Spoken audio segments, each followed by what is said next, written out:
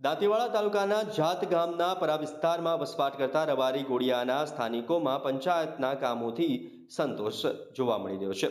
જાત સીપુ નદી કિનારે રહેતા રબારી અને આદિવાસી સમાજના 50થી વધુ રહેણાંક મકાનોમાં રહેતા લોકોએ છેલ્લા 40 વર્ષથી અંધારપટમાં જીવન વિતાવ્યું હતું, પરંતુ જાત ગ્રામ પંચાયતના ઉત્સાહી અને યુવા સરપંચ પુત્ર ભરતભાઈ રાજગોર દ્વારા પાંથાવાડા વિદ્યુત બોર્ડ કચેરીએ જઈ વારંવાર રજૂઆતના અંતે નદી કિનારે વસેલા રહેણાંક મકાનોમાં 33 વીજ કનેક્શન આપવામાં આવ્યા હતા। સાથે જ પીવાના પાણીનું ટાંકું, પશુઓ માટે હવાડો જેવી પ્રાથમિક સુવિધાઓ પૂરી પાડવામાં આવતા સ્થાનિકોમાં ખુશી જોવા મળી હતી।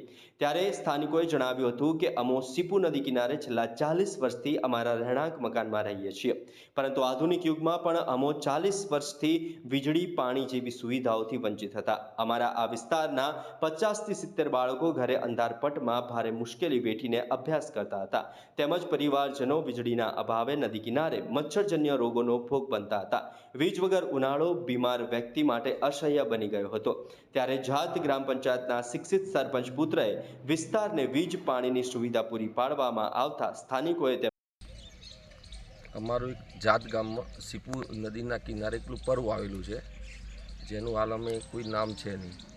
એ પરા ઉપર લગભગ 50 ઘર છે, એમાં 25 ઘર છે પેલા માજી રાણાના અને 27 ઘર છે દેસાઈઓના।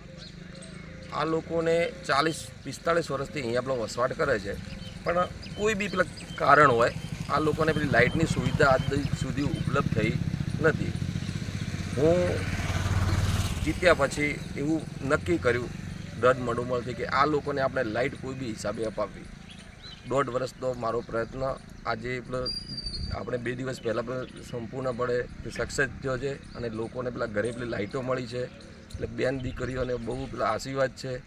નાના નાના ભૂલકાઓ જે સ્કૂલે પેલા ભણતા હતા એ લોકોને સ્કૂલના ટ્યુશન કરવામાં, લેસન કરવામાં બહુ મોટી પેલી તકલીફો પડતી હતી।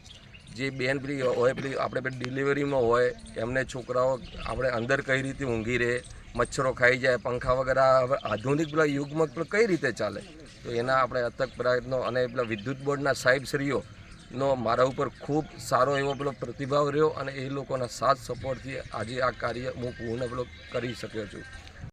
40 વર્ષથી હા સાહેબ, બરાબર 40 વર્ષથી યાદ કોઈ લાઇટો કે કોઈ પાણી રહો કે કોઈ સવડ હતો નહોતો।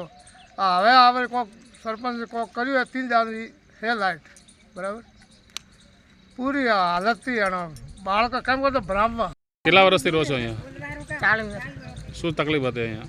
શું તકલીફ સાહેબ? પાણી રી તકલીફ, લાઇટ રી તકલીફ, સબનો રી તકલીફ थी। છોકરા ભણવારી બીજે બાપડા મચ્છર ખાઈ છોકરાને તે આ 3 દાડોથી સરપંચે ઉધાર કર્યો તે લાઇટ આવી